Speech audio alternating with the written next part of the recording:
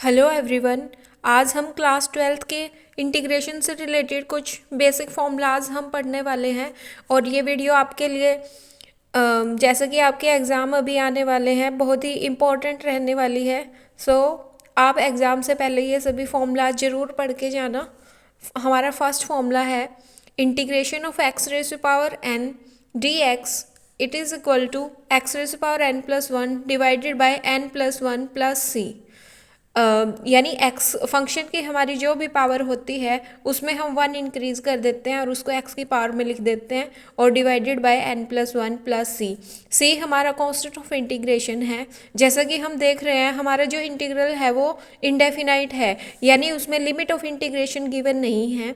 जब भी हमारे पास लिमिट ऑफ इंटीग्रेशन गिवन नहीं होंगी तो हम कांस्टेंट ऑफ इंटीग्रेशन लिखेंगे। यहाँ पे ये कांस्टेंट हम कुछ भी लिख सकते हैं, ए बी सी डी कुछ भी हम इसको डिनोट कर सकते हैं। नेक्स्ट हमारा फॉर्मूला है इंटीग्रेशन ऑफ डी एक्स। यहाँ पे हमारा फंक्शन जैसा कि आप देख रहे हो नहीं गिवन है।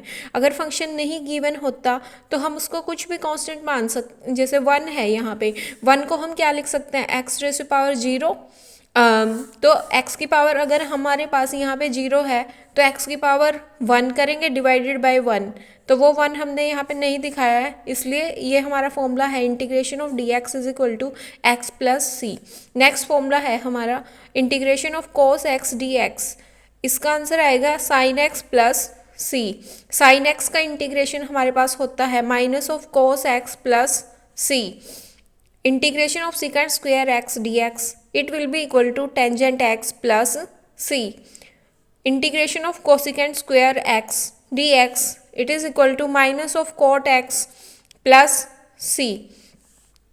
Integration of secant x tangent x dx it will be equal to secant x plus c. Next formula है हमारा cosecant x cot x dx it is equal to minus of cosecant x plus c.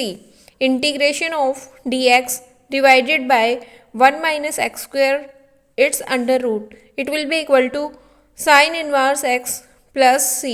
Integration of dx divided by 1 minus x square under root, चाहे वो यहाँ पे minus दे, अगर यहाँ पे वो हमें माइनस नहीं देता है तो हम इसमें एडजस्ट करेंगे minus of cosecant inverse x plus c. अगर वो यहाँ पे हमारे पास माइनस आता है तो हम यहाँ पे माइनस नहीं लिखेंगे।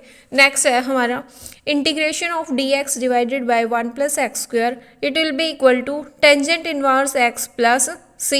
जैसा कि हम देख रहे हैं इंटीग्रेशन हमारा क्या होता है, डिफरेंशिएशन का बिल्कुल अपोजिट होता है।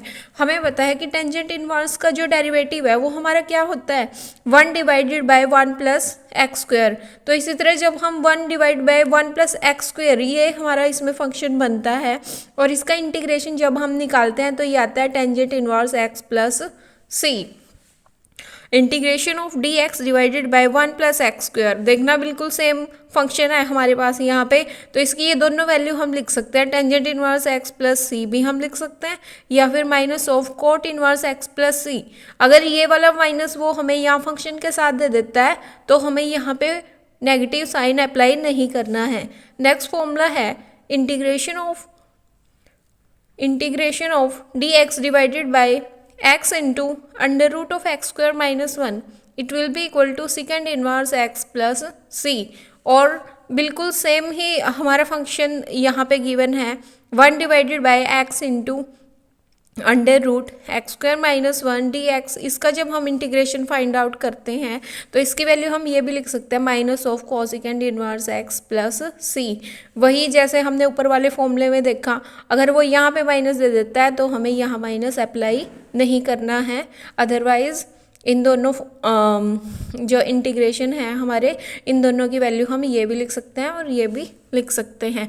Integration of E x d x, यानी यहाँ पे हमारा फंक्शन एक्सपोनेंशियल है और जब भी एक्सपोनेंशियल फंक्शन हमारा गिवन होगा तो उसकी वैल्यू आएगी, एक बार उसको फंक्शन को हम एज इट इज़ लिखेंगे बिल्कुल e raise to power x plus c, और फिर इसके ऊपर जो पावर जो एक्स है हमारा उसका डिफ्रेंशिएशन करके हम नीचे लिख देते हैं। लेकिन बेसिक फॉर्मूला हमारा यही चलता है integration of e raise to power x d x it will be equal to e raise to power x, वो फंक्शन बिल्कुल एज इट इज़ लिखा जाता है और plus C. Integration of 1 divided by x dx. It will be equal to log of mod of x plus c. इसकी value हमारी log of mod of x क्यों आती है, इससे रिलेटेड मैं एक अलग से वीडियो बना दूंगी आपके लिए, तो आप उसमें देख सकते हो. Integration of a raise power x d x, it will be equal to a raise power x, ये जो हमारा फंक्शन गिवन है इसको एज इट इज़ लिखते हैं और नीचे हम लिख देते हैं ये जो बेस है log of A plus C.